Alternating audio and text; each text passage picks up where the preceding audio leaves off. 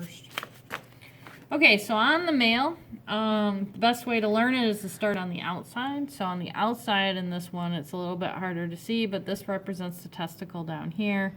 This dark gray area represents the epididymis, and then this lighter area right here represents the scrotum.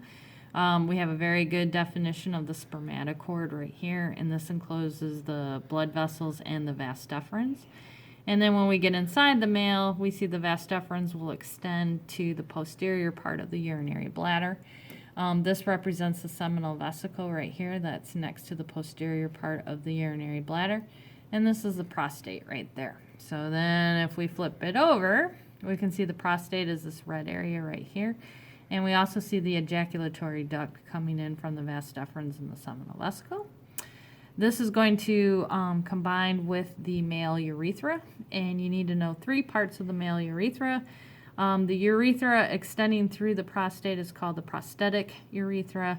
The urethra right here going through this membrane structure is called the membranous structure. And then when it goes into the penis, we call it the spongy urethra because it is surrounded by this tissue right here, which is called the corpus spongiosum.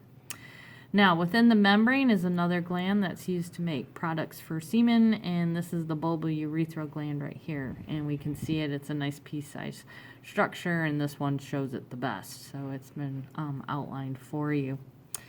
You also need to know the tissues within the penis, and we have surrounding the spongy urethra is the corpus spongiosum.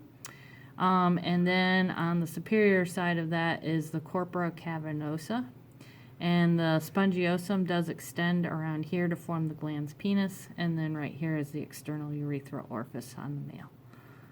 And